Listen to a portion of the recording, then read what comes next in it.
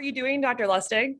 I got to tell you, Casey, I've done enough of these webinars or conversations or book clubs, but I am the most nervous for this one. And it's because the questions you posed to me last night for me to vet are about the meatiest and the deepest and the most thought-provoking. And I just hope I have answers for them. Thank you. I approach this as, I've been reading your work for about 10 years, and I just wanted to ask you all the things that I've been dying to ask you for the last, decade of being inspired and consumed by your work. So let's just jump in. I'm handcuffed, so I get, well, I guess this is the chance. This is the first question I have for you is just kind of a personal one of how you became the way that you are, a person that is really changing the world and changing the way we think about food and our own health and bodies. So in your book, you mention that your exposing of the inconsistencies of mainstream medicine and nutritional dogma has made you an iconoclast, and has kind of relegated you to the outside of the mainstream medical establishment and actually relegated you to the outside of some political circles. And you did mention in the book that your commitment to producing high quality data has kind of been the saving grace to keep your reputation intact. But you're one of the most independent and critical thinkers, I think, out there in the world today, and have been pounding this pavement of sort of a contrarian view for decades now. And so I'm just curious, like growing up and throughout your life, like how did you become this way? Someone who can approach things from such a critical lens and be so vocal about it. And second, like, how do you maintain that emotional and personal resilience to kind of wake up every day with the energy and dedication to continue pushing this ball forward despite intense pushback from multi-trillion-dollar industries that are threatened by what you have to say? Those are, shall we say, as median as, deep as they can go. Well, look, I'm a doctor, okay? Doctors are supposed to help people. Doctors are supposed to save people. I get a tremendous amount of life satisfaction by seeing a kid do better because of, my work and because of my advice. It's one of the things that drives me is, that life satisfaction that doing a good job for a child does. What I realized growing up is that children are rarely perpetrators, but they are frequently victims. And what I saw when the obesity epidemic came around was that children were being portrayed as perpetrators. It's their fault. And I knew that wasn't true. And having been a fat kid myself, and, I, certainly got treated as a perpetrator. And I just knew that wasn't so. So trying to do right by children has always sort of been my, my North Star. In terms of the iconoclast, in terms of the, wanting to get it right and making sure that the people who got it wrong get their just desserts, as it were.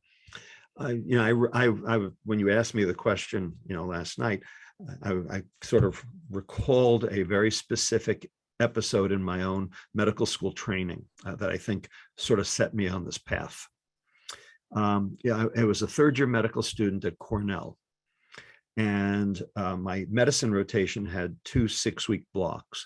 And we had 2 different tutors for the 6 weeks. The first tutor was a famous cancer endocrinologist at Memorial Sloan Kettering. And, we would meet with him 3 times a week, and we all had to present stuff, and we all had cases to do, and, the usual that you know about having gone to medical school yourself. And I remember us having to talk about thyroid function in both cancer and, the difference between hyper and hypothyroidism. And it just so happens that just that week, I had read a new paper that had come out in, I believe it was Annals of Internal Medicine, on the effects of propylthiouracil and how it worked. and how it blocked peripheral conversion of T4 to T3. And so I brought that up. And this guy is a cancer endocrinologist and a thyroidologist. And he told me that I was completely wrong, that I didn't know what I was talking about. And I brought up the paper, and I actually quoted the paper, and he failed me. He failed me. Now, the good news was, seriously, for the 6-week rotation, he failed me. Good news was that the second guy gave me honors. And so I ended up with a pass, and I didn't have to repeat the year, but he failed me. I have had sort of a, shall we say, disdain for authority, and the recognition that, the gurus don't necessarily know everything. And, but in order to be effective, you have to basically know what you're talking about. And so everything I do is documented with the science, because the science is my sword. It's also my shield. And, the good news is I've got a good grasp of the science, and, I'm smart enough to be able to, make that relevant and make it work. And so I've got this stuff in my background that says, do right by children and don't let anybody, steer you wrong. Wow. Thank you. Thank you for sharing all that. And that memory that you shared brings to mind one that is in my mind sort of an indelible memory from my surgical training, where I was on my sinus rotation and I brought in a stack of papers about the relationship between certain foods and risk of chronic rhinosinusitis, which we typically treat with surgery when, steroids and antibiotics fail. And the look on everyone's face when I brought up this idea of should we counsel people about the dietary factors that could lead to sinusitis, that look of everyone, thinking, why are we talking about this? We don't counsel people on nutrition. We're not nutritionists, was something that someone said. It's burned into my mind, and it motivates me almost every day. I hear you. Basically what medical school teaches you is how to use a prescription pad. And a scalpel. But that's it. Yeah. So, that was a moment where I really became convicted, like, wait, there's a lot of data here and it's not in our guidelines. And before I cut someone, which is a pretty severe thing to do and makes a whole lot of money, I'm going to figure out whether there's maybe another way to help people stay out of operating. So that story just really resonates with me. And I think gets us to sort of my next question, which has to do with trying to bring a different vision into the medical world and how hard that can be. And kind of circling to COVID. So I would say it's been fairly disappointing to see that during even COVID, the magnitude of this pandemic could not get us as a country on a public health level and a policy level and a healthcare policy level to care about metabolic health. And I think individuals have picked up and cared, but we don't have a public policy. We don't have anything from the top down telling us to improve our metabolic health, to help with COVID outcomes, despite the fact that since April of last year, we've known with hundreds of research papers that metabolic health is deterministic of our COVID outcomes. So if this couldn't shift things at the highest levels, what do you think can shift things to sort of a more approach that really helps people improve their health and resilience? And what can we learn maybe from the smoking playbook, which was a bit more of a subtle evolution towards significant progress about what might happen with metabolic health? And I think that the last part of this question is, do you think that we will get there? Do you think we will become a metabolically healthy country? And how do you see those dominoes happening? Yeah. Well, so how many parts of that question? Let's talk about public health challenges in the past and how we've dealt with them and what it means for our current, crisis. Let's take the most recent debacle, HIV. Okay.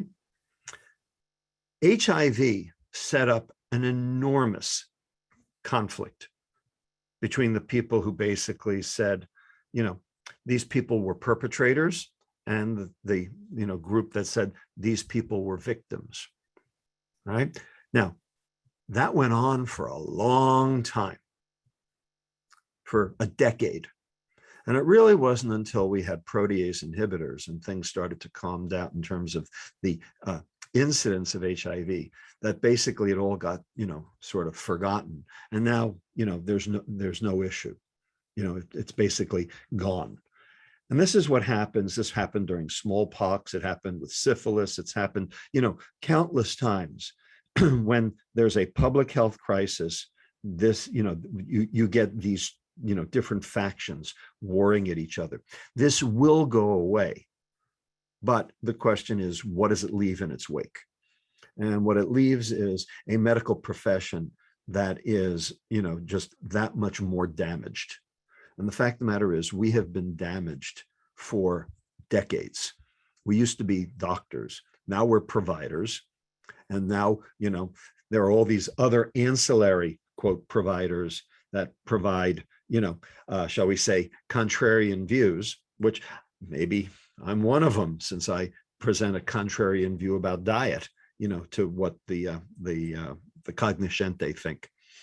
So, the goal, the goal of research, is not a straight line. It ultimately it's a zigzag, and there are, shall we say, blockages and things, along the way. But ultimately, you have to be able to solve this problem en masse. And, when there are dark forces working against you, you're going to have this problem. And with COVID, there are clearly dark forces working against us in many different ways. One of them, happens to be orange and lives in Florida. So, this is part of the problem. Here's a way to look at it. And I find this very, very, shall we say, prescient and disheartening, but at the same time, I know that it can be fixed, but it takes a while to fix. Max Planck, the famous German physicist, famously said, "Science advances one funeral at a time." You've heard that term, that phrase.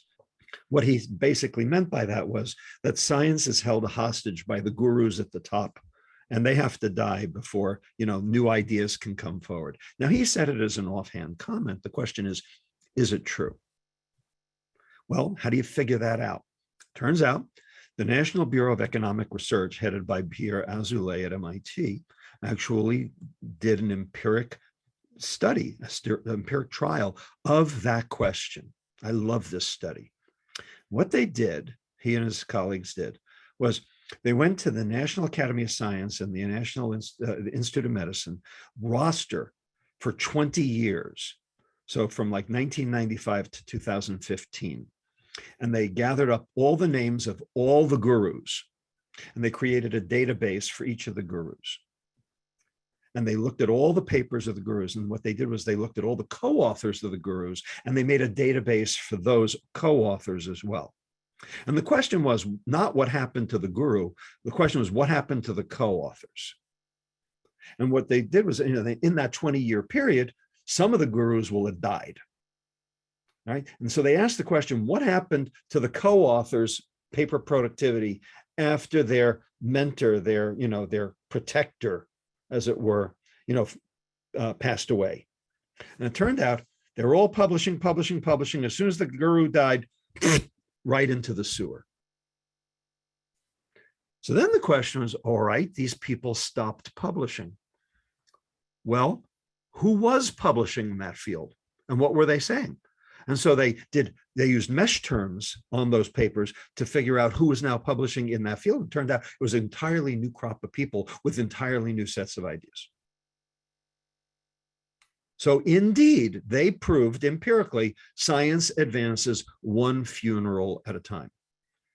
So it turns out I'm an iconoclast because I recognize that. Because, some ideas have to be retired or die.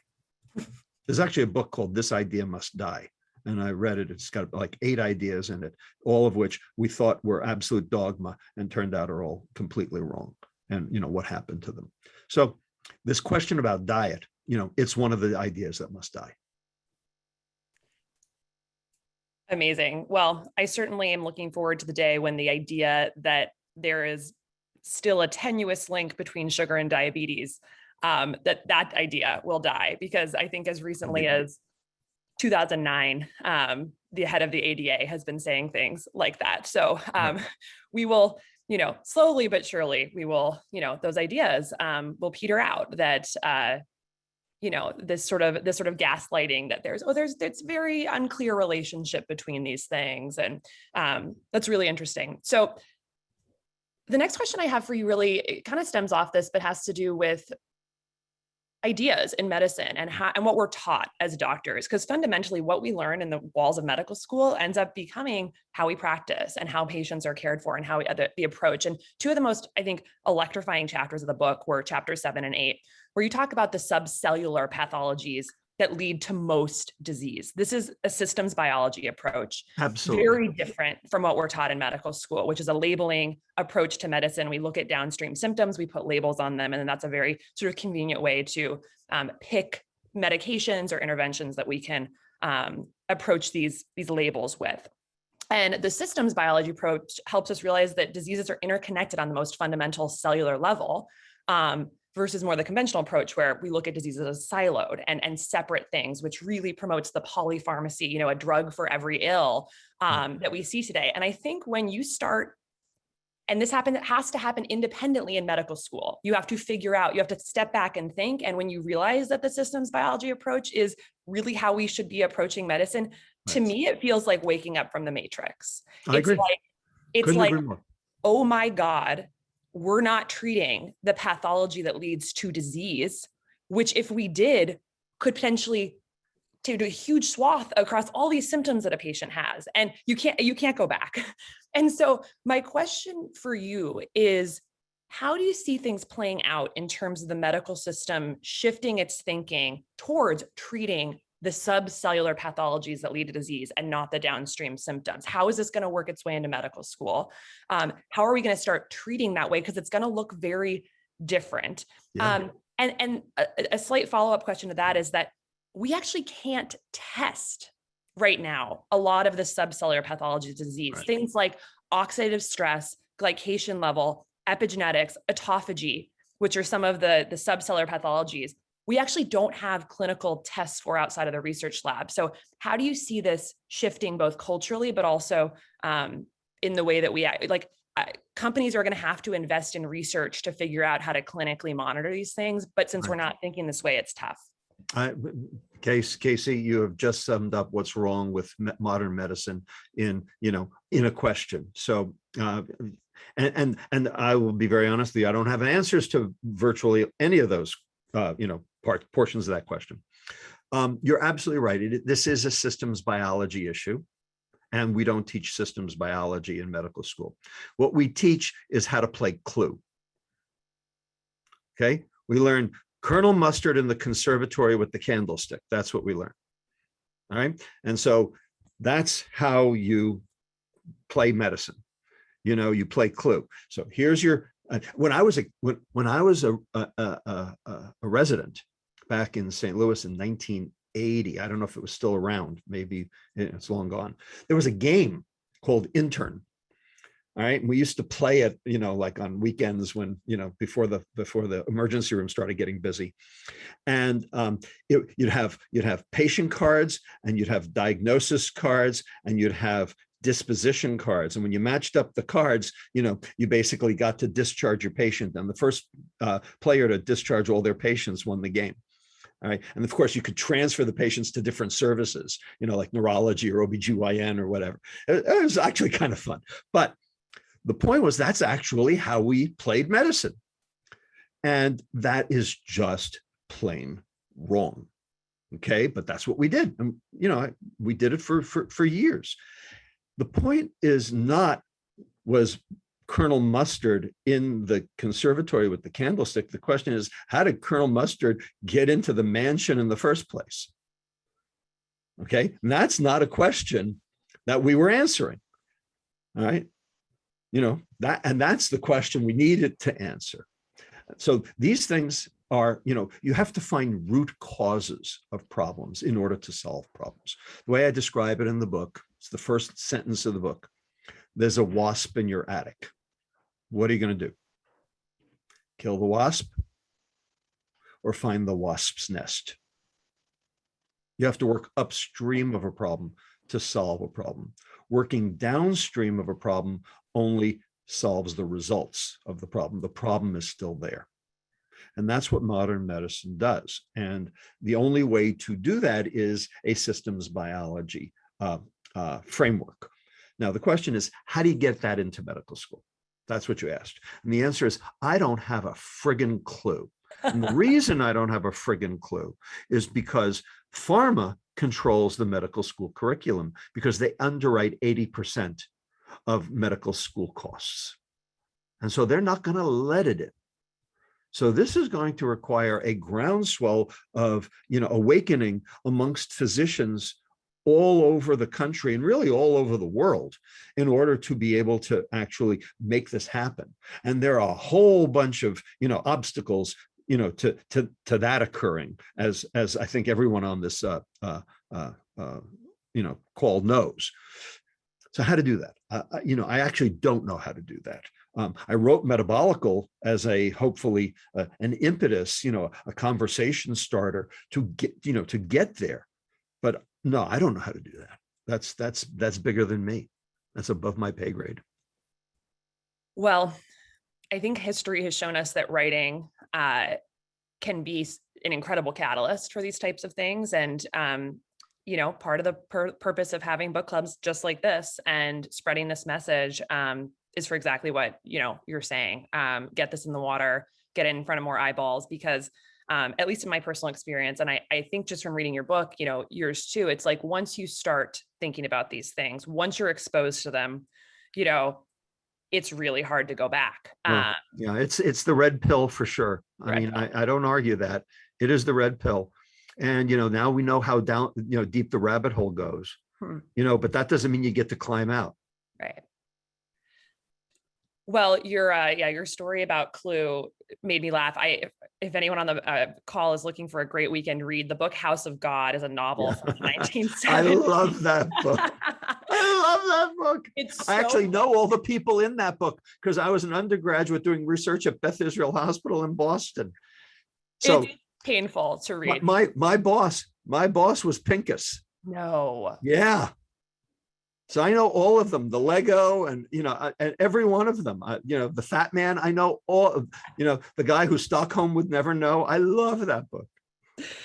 I can't believe that's so funny. I'm not surprised that this was your real life experience. And sadly, 30 years later, it was exactly my experience in residency too, which is the game that you talked about, where it's actually literally gamified culturally within the residents and whatnot, where the patients were the enemy. And your goal is to get them out or get them transferred and get your list down to 0. And so in that ecosystem, subcellular pathology of disease, not brought up very much, but doctors, obviously, average doctor has great intentions and is going into medicine to help people. I have absolutely no question about that the person going to medical school is looking to help people, unfortunately. But that, I think we both, agree with that. But the system, it is what it is, and it's very difficult. But that's why we're both out of medicine now. Right. Well, I think we have time for one last question. And there's just so many more I want to ask you. And thank you for your thoughtful answers on all these. But well, it's time for dinner, Casey. And we have to have dinner.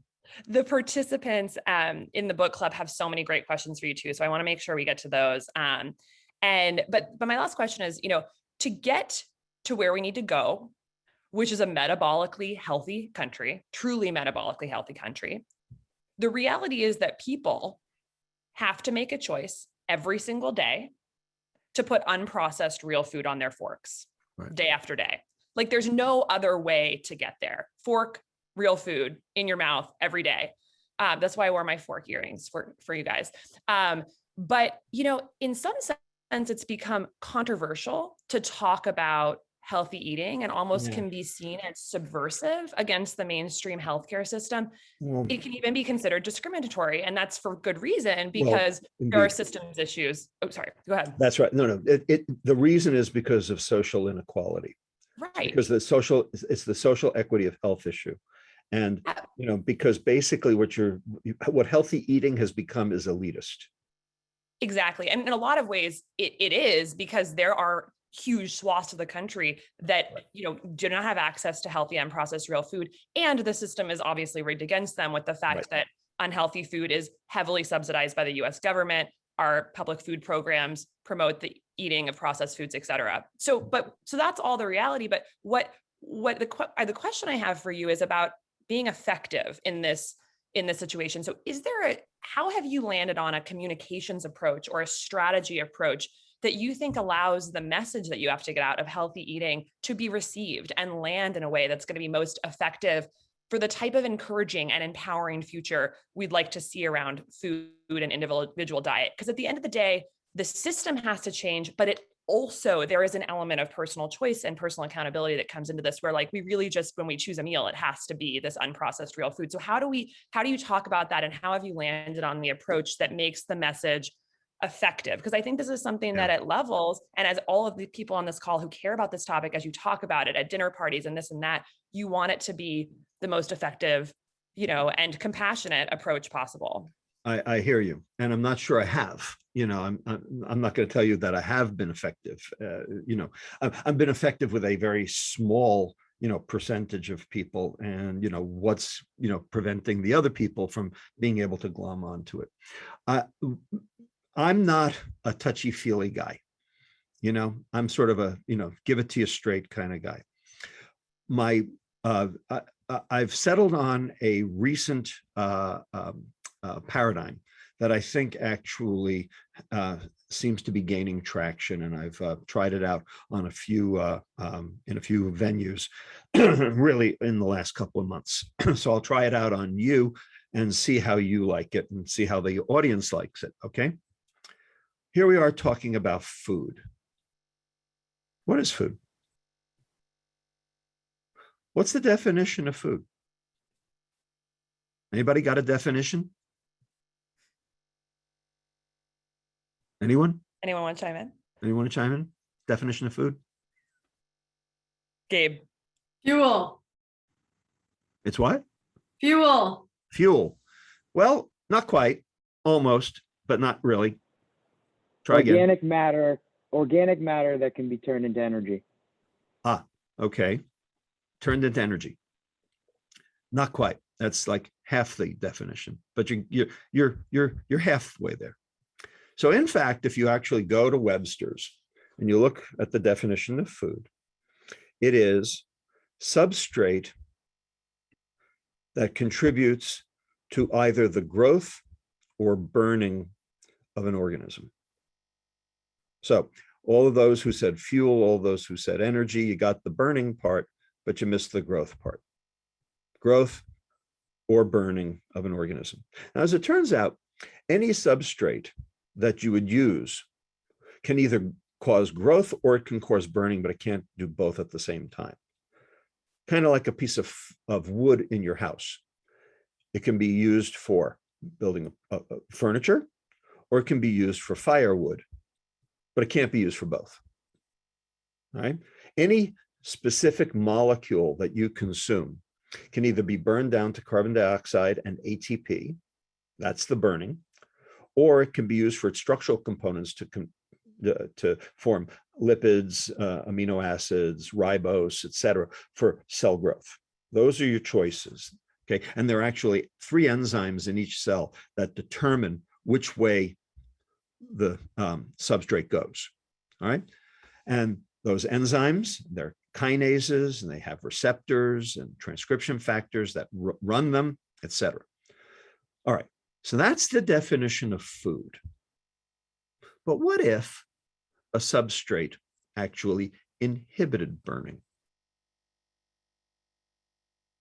In fact, the molecule fructose, the sweet molecule in sugar, inhibits 3, count them, 3 separate enzymes in mitochondria that actually prevent burning.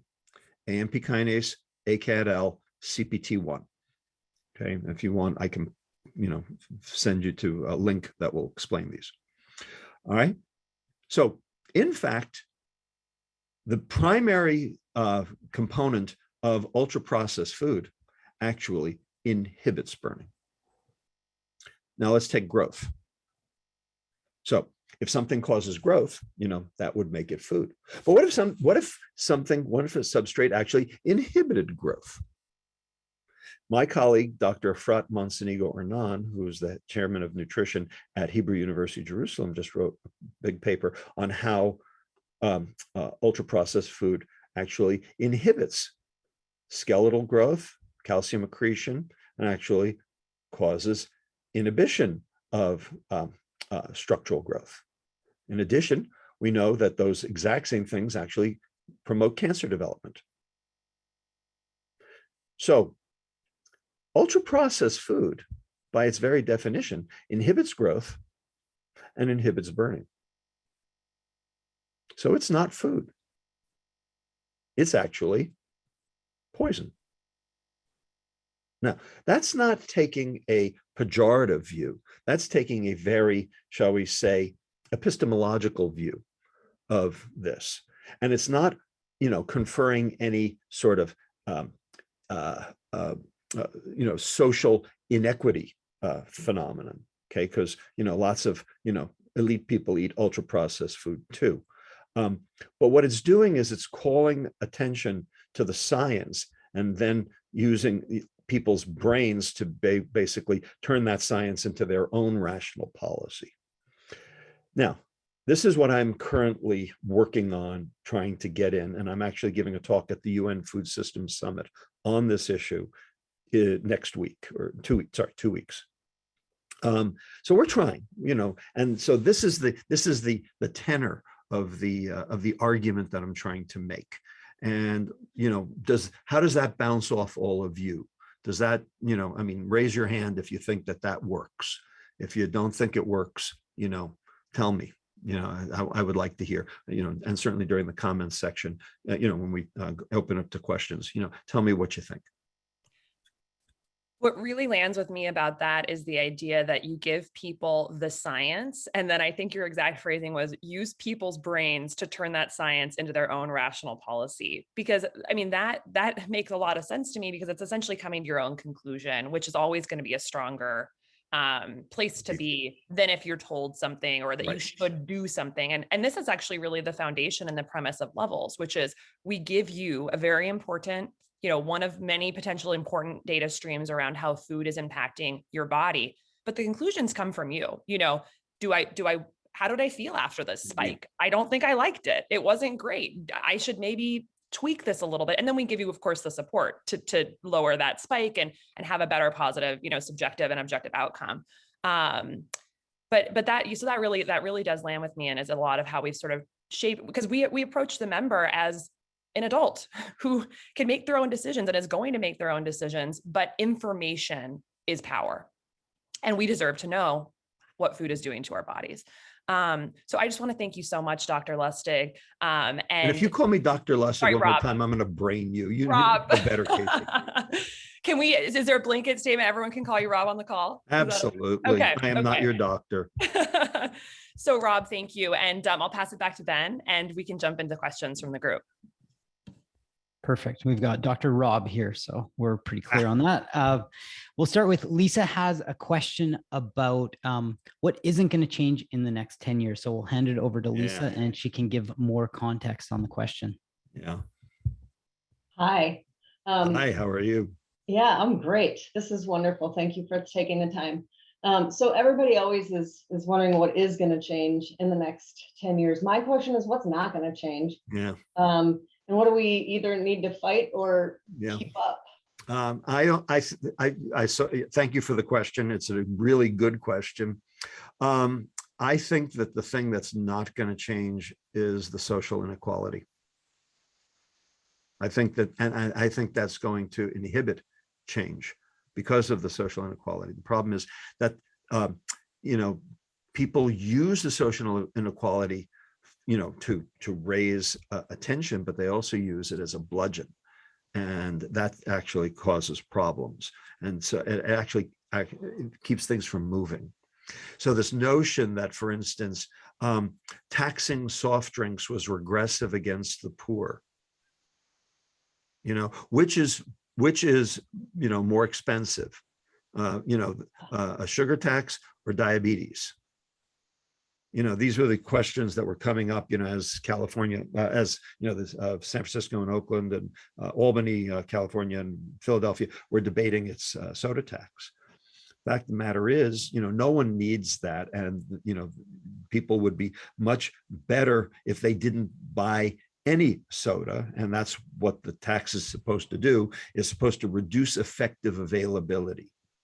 All right. So the iron law of public health, and this is a law, the iron law of public health says reducing consumption of a substance reduces reducing effective availability of substance reduces consumption, which reduces health harms. So that's true for tobacco, it's true for alcohol, it's true for opioids, it's true for sugar. Okay. So if you're trying to get to reduction in consumption, then reducing effective availability and a tax is low-hanging fruit. And look what came out of that. And in fact, Chicago had actually passed a soda tax and then repealed it because people, cried foul because it was, quote, regressive against the poor.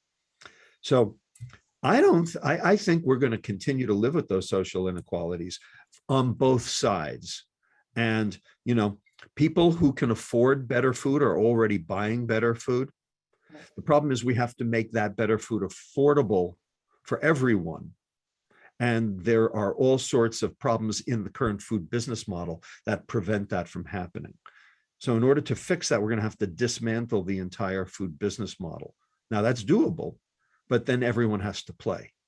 And the problem is they don't want to play. So I don't think that's going to get fixed in 10 years. Solid. I just read Grapes of Wrath, or reread it this last week, and nothing has changed. I was going to say, it could have been today.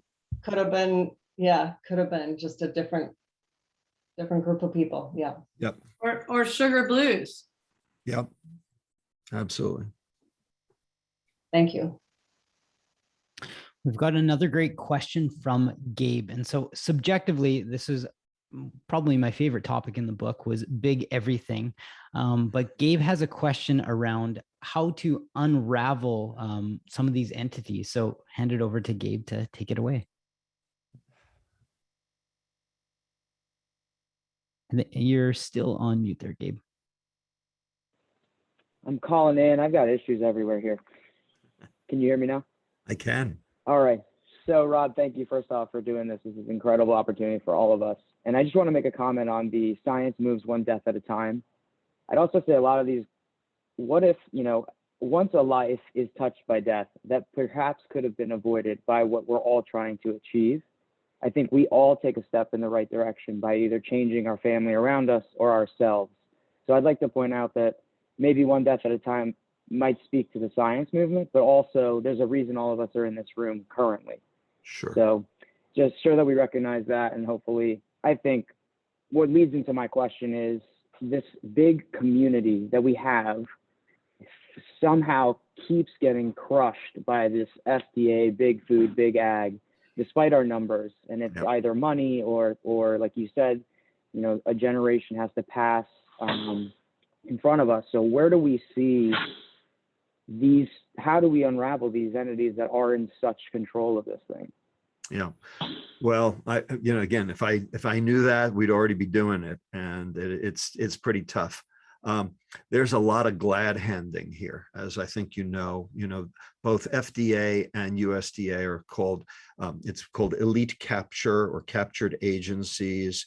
The Economist has written about this.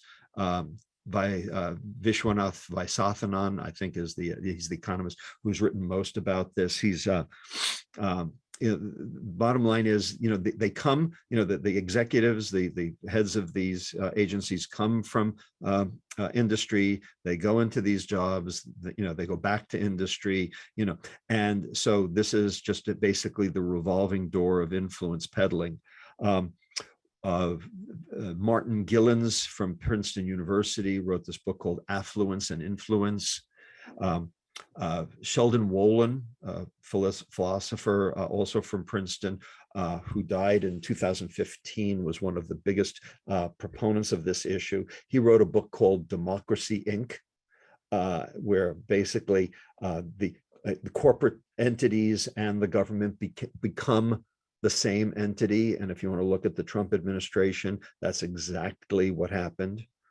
So, unfortunately, we have to dissociate those. It's the same thing that happened to church and state in all of these countries in Eastern Europe. So I don't know how you fix that. I mean, I'm not that politically savvy to know how to fix that. This is one of those things where you can identify the problem, but identifying the solution is much more problematic. We don't have the rules in place to be able to vet people before they go into these positions. It's all politically gamed to start with. So the best I've got is the science. My job, one of the things that I think is the linchpin of this is this concept called the calorie. Because basically, if it's about calories, then it's about what's in the food. And then, what's in the food, can be, done by the head of the USDA. Rather, it's what's been done to the food. And that's what the point of the book is that the food processing is more important than, the actual ingredients in the product itself. And, nobody who runs the USDA knows anything about that. And we have to get some people who actually do know something about that in there. Okay, so how's that going to happen? Who's going to appoint them? I don't know how to do that. Okay, would I like President Biden, to rethink that? I mean, he reappointed Tom Vilsack as head of USDA.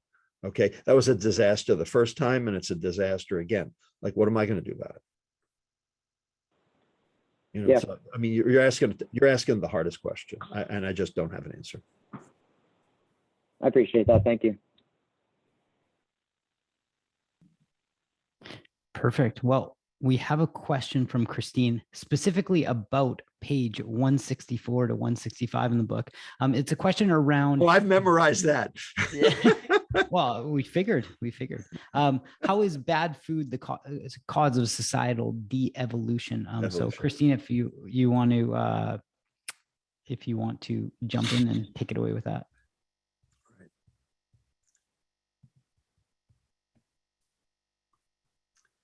Christina there?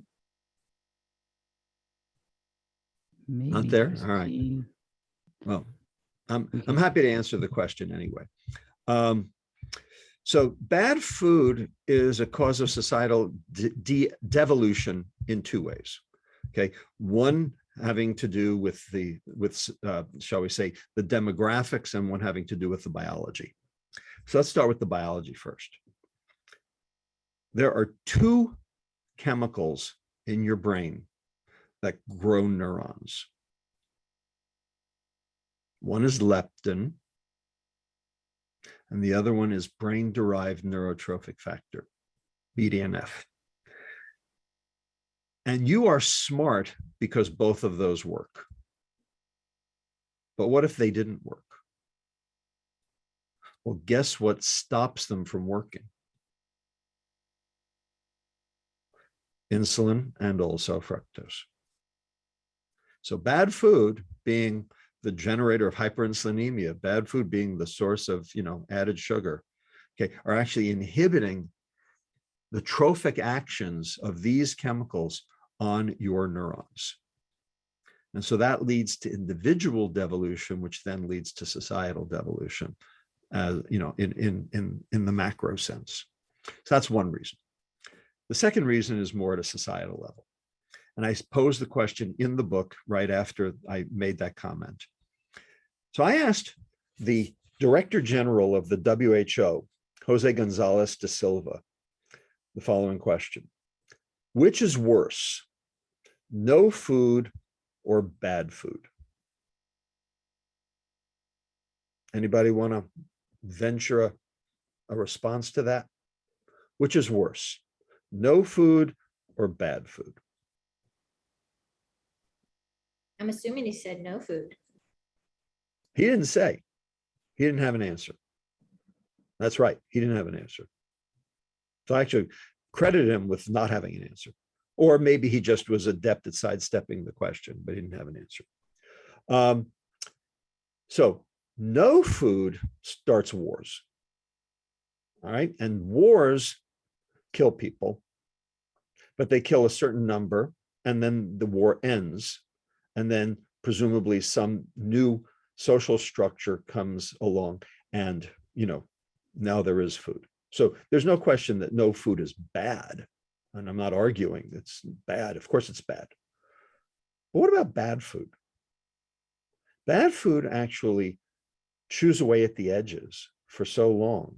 Okay, it's like frog boil, and you don't even know what's happening. And it actually ends up doing just what happens in frog boil. It creates a torpor of society so that they don't even know what's going on. Anybody see the movie Idiocracy? Terrible movie. Horrible movie. Good premise, horrible movie. Terrible execution, but good premise. Okay, guy wakes up 200 years later, it was put in some time capsule, wakes up 200 years later, find out he's the smartest person on the planet. Because they're drinking, Kool-Aid out of the the faucets. That's what's happening. It's actually happening. So that's how social devolution also occurs. Great. Well, that's actually a great tie into Scott Klein. So Scott is one of our team members on the Eng team. Had a question around packaged foods and frozen foods. And do you want to read the text of the question? I remember the gist of it, but if you have it in front of you, could you please read it? Sure. Yeah, so not all packaged goods seem to be created equal. Think of frozen raw salmon versus frozen DiGiorno pizza. Is there some source of truth on how processed various foods are? If we're trying to protect the liver and feed the gut, but also need some convenience foods, who do we turn to? Could levels play a role here? Yeah, great question. Very practical. Totally understand. And thank you for asking it. Absolutely. So there are a couple of things. The book makes it very clear. It's not what's in the food, it's what's been done to the food, and that's not on the label. You cannot learn what's been done to the food on the label, because that's not what the food label's for. It's, I think actually that's what should be on the label, because all food is inherently good. It's what we do to the food that's not. Okay, by basically inhibiting growth or burning, as we talked about. And that's what turns food into poison for that reason, right? And those things have been done to the food, because the food itself was food until the food industry got done with it. All right, so how are you going to learn that? I ain't telling you. But there are a few clues. And so here are some of the clues. I am very delighted that they now have added a line to the nutrition facts label. Under total sugars, it now says added sugars. Now, the Trump administration deep sixed that for 5 years. It was supposed to happen in 2016 under Obama. Trump deep sixed it, but some companies did it voluntarily. And now it, that delay is over. And so by next year, all foods should have that added sugars label, added sugars line. And that's one of the keys, because that tells you what they did to the food, because what they did to the food is in the added sugars section. All right. So that will be very useful. And obviously the higher that number, the worse it is. Right. And if you look at the added sugars compared to the total sugars, it really will give you some sense of, where things are. So that's one. The second one requires a little bit of math, right? So you look at total carbohydrate, and then you look at dietary fiber. Okay, because the stripping away of fiber is one of the ways that you basically, starve the gut. When you starve the gut, Now you've got inflammation. Now you've got leaky gut. Now you've got, all of these other processes that ultimately lead to systemic insulin resistance and therefore chronic metabolic disease. Yeah. So what you're looking for is a total carbohydrate to fiber ratio of less than 5:1. Okay, less than 5:1. If you take a wheat berry and you strip it of all its fiber, that wheat berry becomes about 25% less heavy. 25% of the mass of that wheat berry was in the fiber. Okay, so it's about 3:1. So we give them a little bit of leeway, 5:1. It's easier math anyway. All right.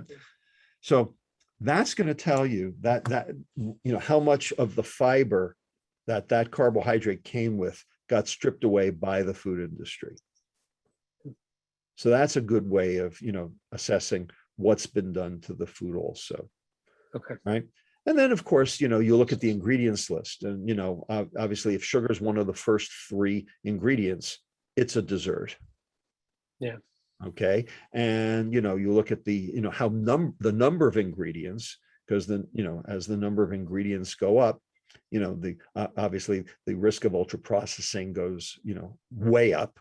Sure. So basically, any packaged food that you buy that has more than 3 ingredients has been ultra processed. Okay. We've had a lot of discussion internally about possibly becoming providing maybe a levels approved stamp, just like there's a Whole30 sort of compliance stamp. So we're working on it. We're working on that, Yeah. except we're going to call it the Metabolical stamp. Okay. I like that. Actually, we have criteria, and we're working on it through my my nonprofit, Eat Real. So and the other thing that we're doing that's relevant to this, I am the chief medical officer of a company that is a technology company that I believe at some point will become part of Levels, or will be at least partnering with Levels in some fashion. The name of the company is called Perfect, P-E-R-F-A-C-T. Casey knows about it. And what it is it's a digital database of everything that's on the food label in every store in every country in the world, so that you can actually use Perfect to scan a SKU and be able to tell, while you're in the store, whether or not that food will actually interfere with your personal biochemical profile. Yeah. So, for instance, let's say you have metabolic syndrome, and you have gout, and you have kidney stones. All right. Now, if you go into the store to buy something, how are you going to know what to buy if you've got those issues? You have no friggin' clue. All right. But, Perfect will be able to say, all right, you have metabolic syndrome and gout and kidney stones. You need a low refined carbohydrate, low sugar, low purine, low oxalate diet. Right? Okay. So let's say you want chicken cacciatore for dinner. So you type in chicken cacciatore, and everything else basically happens in the background. What happens is your biochemical profile comes up and says, okay, this is what you need, what you would need. Then it accesses a database of 1 million recipes and basically finds the 20, say, that are chicken cacciatore, figures out which ones are the lowest in refined carbohydrate and sugar, which one is the lowest in purine, which one's the lowest in oxalate, then goes to your supermarket and looks at all the SKUs in the supermarket for the ingredients that meet your biochemical criteria, orders those, delivers them to your house, and charges your insurance company for the cost of the food. Because if you eat that, then you won't need the allopurinol, you won't need the lithotripsy, and you won't need the oral hypoglycemics. That's personalized nutrition. Okay, so that's that. I mean, monitoring glucose is the first step in personalized nutrition. That's why I'm happy to be an advisor for Levels. But as I think you all know, that's just the first step on a 1,000, mile journey. And, getting to the point where the patient gets what they need in order to be metabolically healthy is where you need to go. And so we will, we're working on that tail end for you. And ultimately, I believe that this will become part of, Level's, menu of options and services. Yeah. I'm coming to you today. My 3-year-old just is in her second day of preschool. And so we're sort of going through the throes of trying to sort out what food do we send her with, because it needs to be roughly stable. She's not going to be cooking for her lunch there. So, Right. Even, from the level standpoint, we've got a lot of work to do with adults who have all the agency and ability that we could ask for. And you start going down the age range and it just becomes a whole different level of responsibility for parents to sort of feed their kids. Yeah, absolutely. So that's another reason why kids have to become agents for themselves, for just that reason. And I think if you were on the call that we had with the Friday morning call, I was approached just this past week by 2 separate entities, the University of Alabama, Birmingham, and also Public Health Collaboration in the UK, to develop a K-12 curriculum for with metabolic health as the North Star, basically revolving around metabolical and how to use it as sort of, a method for educating kids who can then become the positive disruptive force in the house. Yeah. So if you basically teach kids what's going on, right, which is what we did with, bicycle helmets and seatbelts and drunk driving, that's actually how you affect change. You teach the kids grow up, they vote, and the naysayers are dead. That's how you do a generational shift. And that's what happened with drunk driving. That's what happened with, bicycle helmets and seatbelts. That's what happened with smoking in public places. That's what happened with condoms in bathrooms, right? 30 years ago, if a politician had stood up in a state house or Congress or Parliament or anywhere else and proposed anything against those 4 things, they'd have gotten laughed right out of town, right? Nanny state, liberty interest, get out of my kitchen, get out of my bathroom, get out of my car. All right, today they're all facts of life. And if you pull out of your driveway and you haven't clicked your seatbelt, your kids will scream at you. Right? Did I scream at my parents for not wearing their seatbelt? I didn't know what a friggin' seatbelt was. There were no seatbelts until 1979. All right. So, that's how you affect societal change. You teach the children. So we're going to teach the children. Thank you. On that note, Scott and everyone, we do have an episode we're recording with Kelly Levesque in actually next week for A Whole New Level. And it's all about feeding kids and some tactical advice around how we can offer nutritious food. So stay tuned. It's good to hear. This is all linking together really nicely around the question Scott had with convenience. And Natalie has a question around people who have profile. So Sweetgreen CEO came out publicly and had some thoughts on the pandemic, but thinking about where convenience lies in addition to people who have profile and speak out. So Natalie, if you want to add some color to that, that'd be great. Sure. Thank you, Ben. So my question was, I was curious to your reaction when you number one heard it, and then the backlash, which felt like connected the pandemic to unhealthy eating and the cultural outlawing of junk food, etc. So I was curious about your reaction to that. And then I want to slide another question in there is, what's your favorite cut of steak and how do you prepare it? Because my favorite kind of steak? And how you prepare it. Yeah, because you went into the book and a whole thing around steak. So I'm just sliding that. But my real question is around the Sweetgreens bit. Oh, okay. All right. So I just put in the chat function a link to an article for you, just for you, Natalie. Okay. And it's in INC. Okay, and it's all about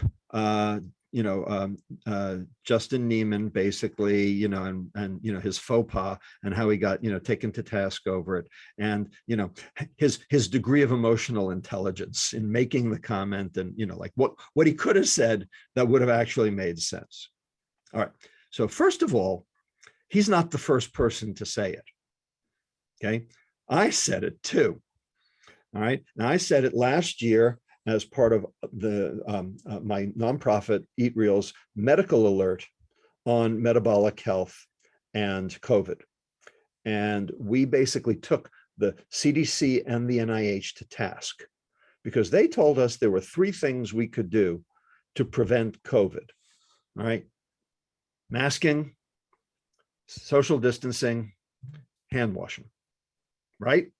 And those things are still there, right? Well, there's one they missed. There's one they left out, and it was real food.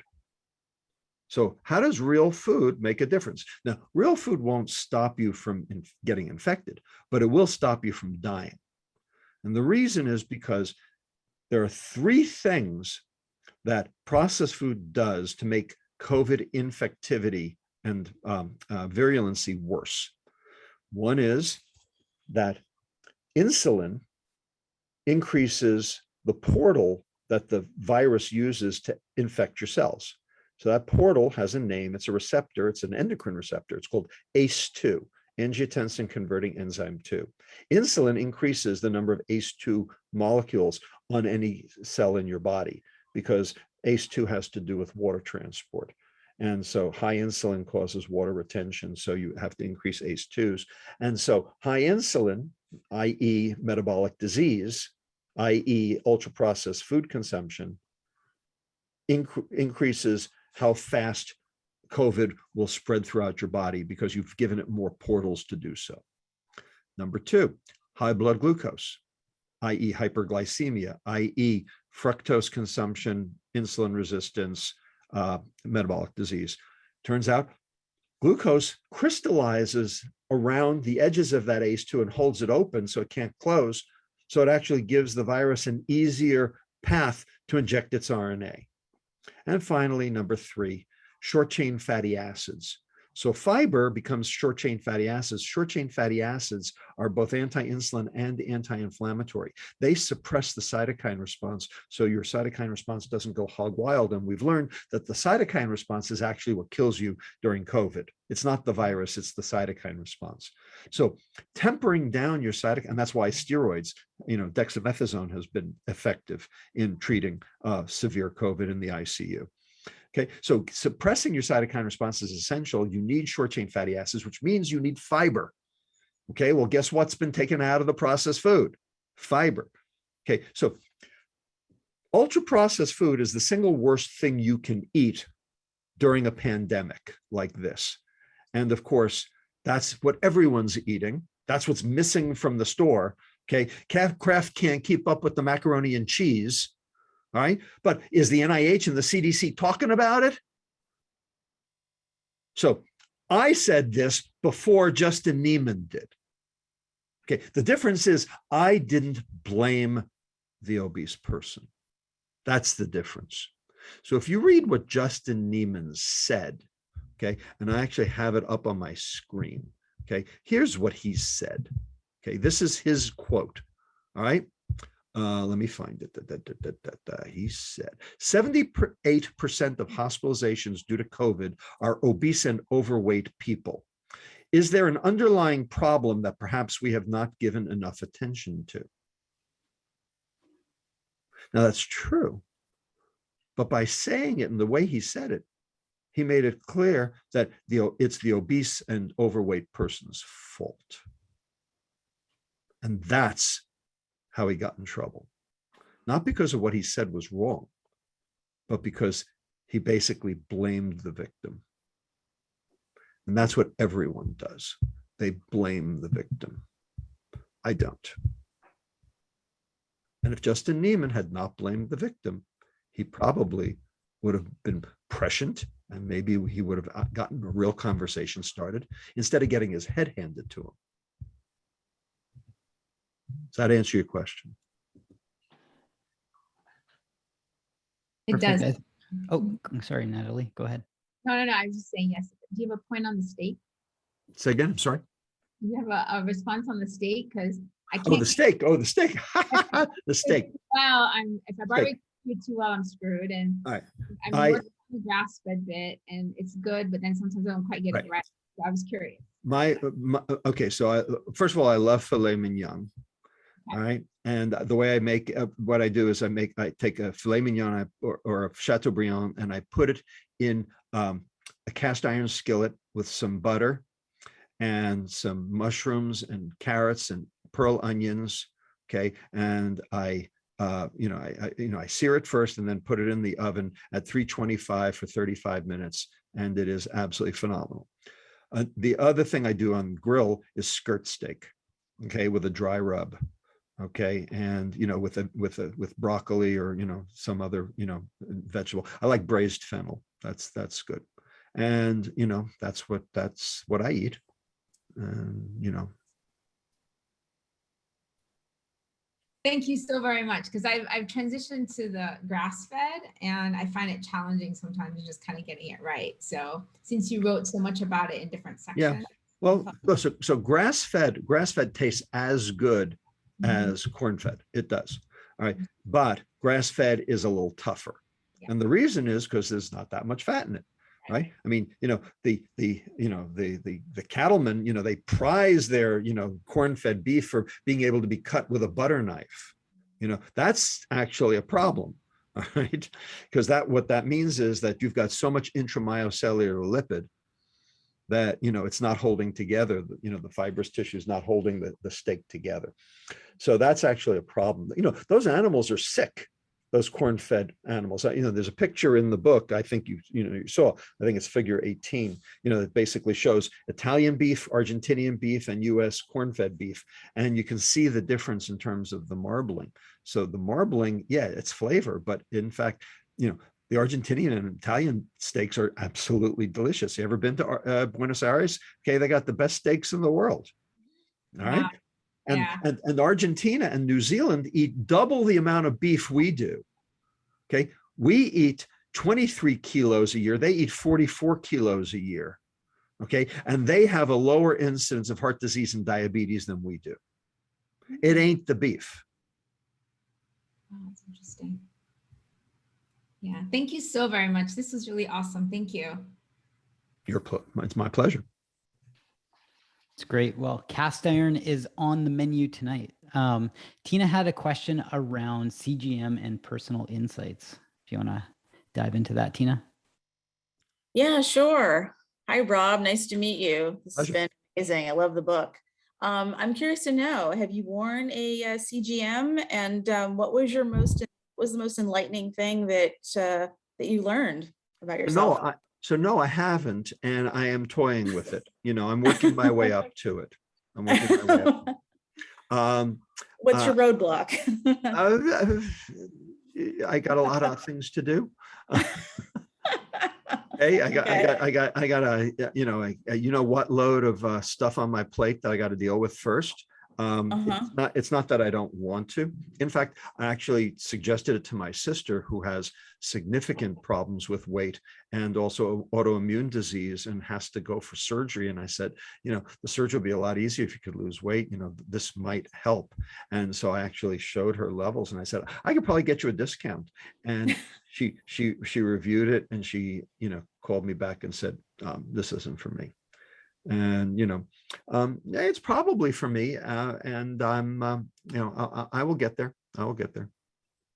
Yeah, I'm sure most of us would agree that it's pretty enlightening just to see the levels, no matter what you do, morning, afternoon, evening. Right. I am very clear on the fact that the mean or median glucose excursions that are published in books, for any given food or foodstuff or, component food, is the mean, not, the 95% confidence interval. There are a lot of people on either side of that. And it does matter, because the glucose excursion is related to the insulin response. And I'm all about getting that insulin response down, no matter what.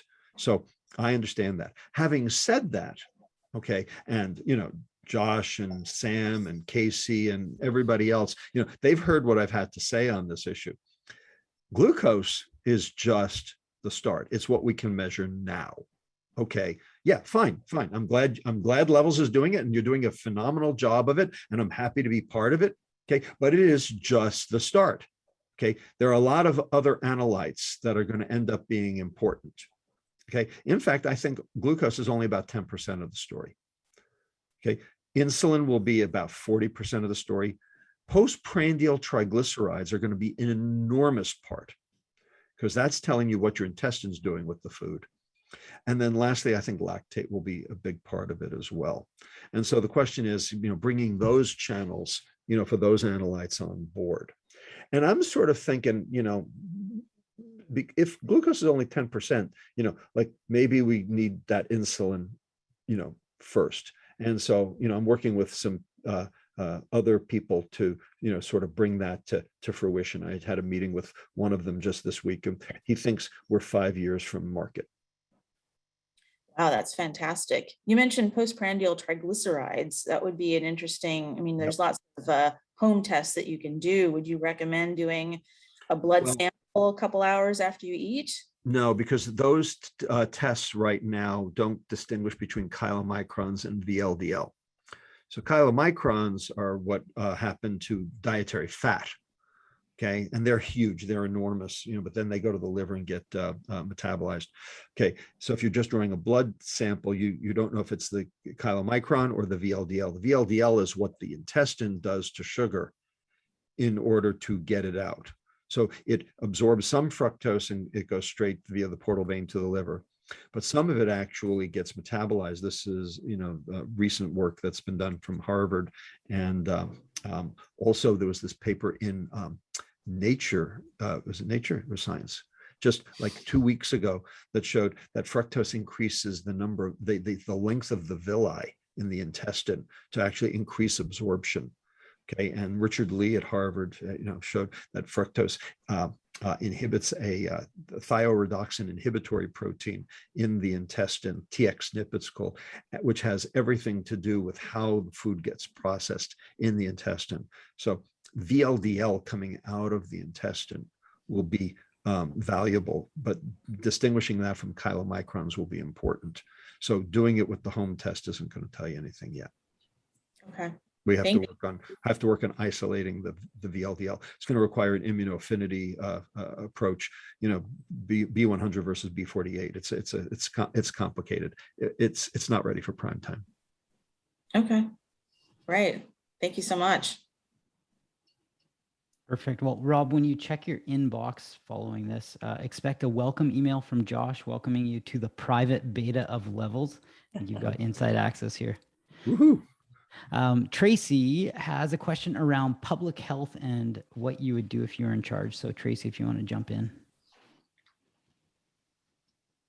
I'm sorry, I literally just got a call from my daughter about her flight being delayed. So which question? I wrote a lot of questions. The book was great. I appreciate you sharing this with us and having this opportunity. And so I'm sorry, can you just repeat which question you wanted me to ask?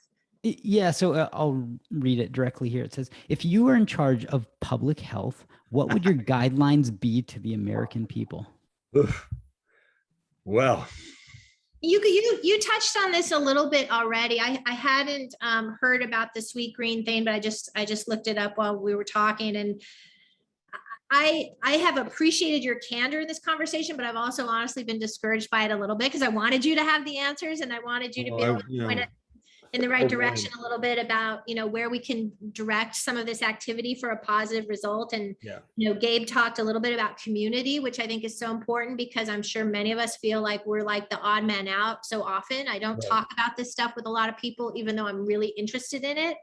And like Casey mentioned earlier, I've been so disappointed by COVID because in my naivete, I actually thought like this could be a turning point for metabolic health and talking about these things and being open about why we're so at risk and what we can do about it. And I felt like it is vaccine all day, every day, no other thing that we can do. And so Right. I'm wondering if you have kind of a short list, like if you were in charge and had the influence, like what you would tell people, and what we can do within our own communities to take a short list of things that don't feel so overwhelming to people and have a lot of scientific, backing, and try to help at least move things forward in whatever way we can as individuals. Absolutely. So, and thank you for the question, and very appropriate question.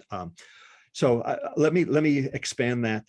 So if I had a magic wand, okay, or if I had, Aladdin's genie and I had two wishes, okay, one wish for the populace, one wish for government. Okay, can I play that game with you? All right. So for the populace, okay, the question is, what would you tell them to make them think otherwise, to change their behavior? And the one thing I would do, and I said it in Fat Chance, and I've said it in Metabolical, and the people on this call know it, but the people out there don't, is that they think it's about obesity. And because they think it's about obesity, they think it's, the patient's fault.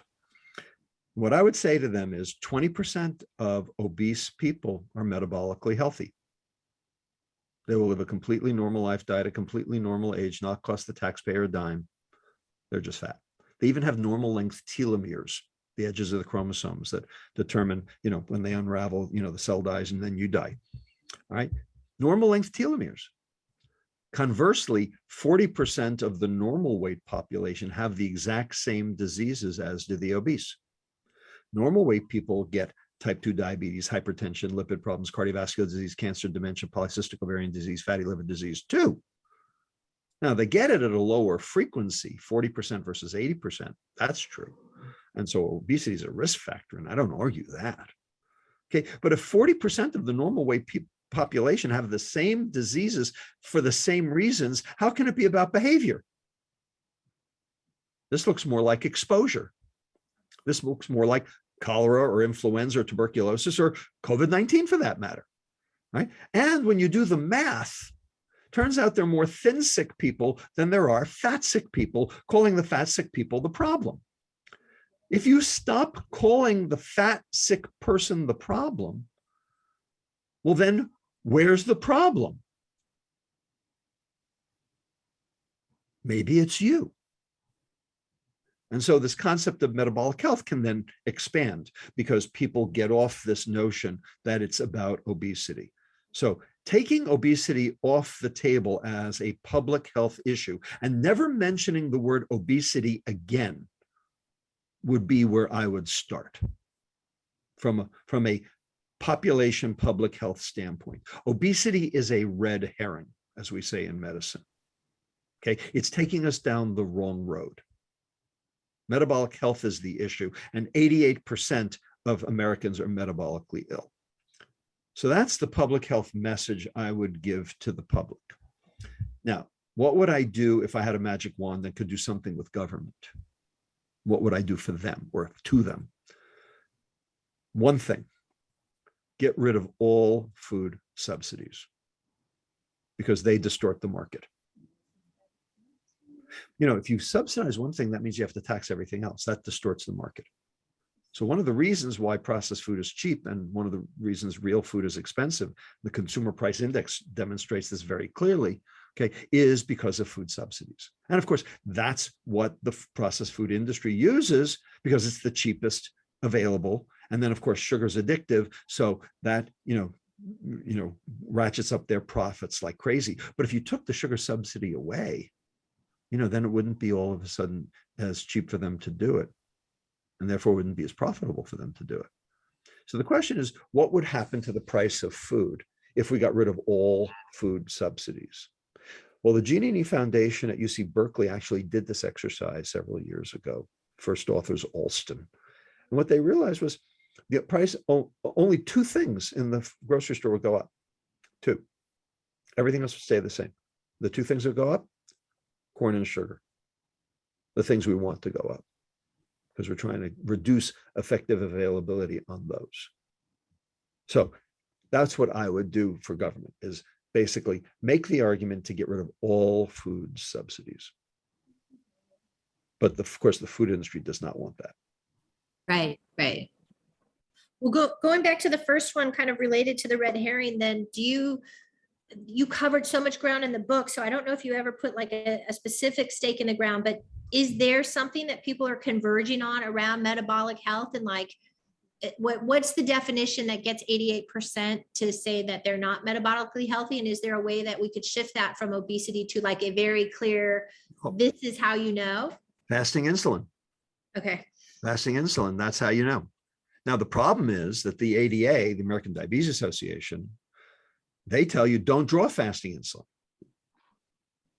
So they're on record for decades now saying don't draw fasting insulin. So like, why am I telling you fasting insulin is like the single most important test of all? And they're saying don't draw it. Okay, I mean, diametrically 180 degrees opposite of them. Who's right, them or me? Well, why do they say what they say? They say what they say for two reasons, and both of them are specious. Both of them are wrong. The first reason they say it is, well, fasting insulin levels, assays across platforms and across companies are not standardized. That's true. That is true. All right. Some people do it with HPLC, some people do it with ELISA, some people do it with radioimmunoassay, et cetera, et cetera. And the antibodies for most of these are not discriminatory. And so they pick up other things. Well, the main thing they pick up is pro-insulin. Pro-insulin is the precursor of insulin.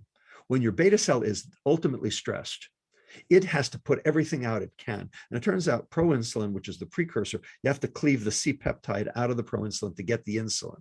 Okay, and the beta cell doesn't have time because you're glucotoxic, because you're hyperglycemic, because you're diabetic. And so it's putting out pro-insulin, doesn't have time to cleave out the C-peptide, and that gets picked up in the insulin assay.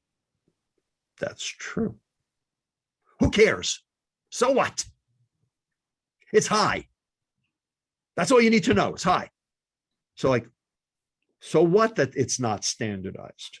Okay, and there are ways that we could standardize it, but I don't know, not happening yet. So that's problem number one. That's reason number one. ADA says what they say.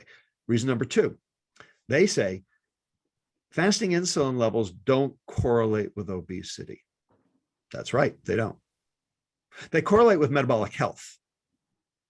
That's what they correlate with. That's interesting. They correlate with risk for diabetes. And as I just told you, 40% of the normal weight population are metabolically ill in the same way that the obese are. But they're not obese because the amount of subcutaneous fat you carry is irrelevant to your metabolic health. It's the amount of ectopic fat you carry in your muscles and in your liver that matter. And that you don't measure on the scale.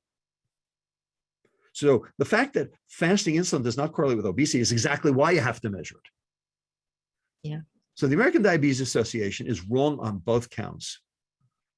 Okay, and I'm doing my absolute utmost to call them out. But do you think they'll ever have a debate with me?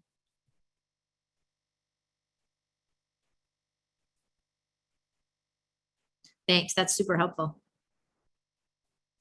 On that note, we are getting very close on time. Such a great perspective.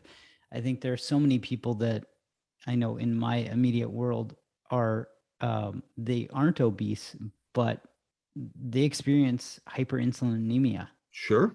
My best friend has told me how metabolically healthy he is because he's wearing levels and he'll crush bowls of Lucky Charms. And he said, look, I got a 9. And I said, that is not the way it's supposed to be. It becomes eye-opening, right? You start to realize that all of these indicators, and it's, to use Josh's term, glucose is not a panacea, and it's something you alluded to. It's great to have all this insight and all these takeaways as we start to think about ways that we can spread this information and spread everything that you've addressed in the book with one friend, with one person. And that becomes this anecdotal thread through society of how we can start to change our perspective and change those around us. Before you sign off, we have 1 minute, so let me give you one last thing. Okay. Levels is 80,000 n's of 1. N's of one are not science. Okay, no N of one is science. But there are ways to turn those 80,000 N's of one into science. And that's Level's job challenge. And it's why I'm here to help, is to do just that. All right. So this is a wonderful way to capture this information. Now we have to use it to actually generate science to help fix the problem across the board, not just for the N of one. Okay. We can do better, and we will.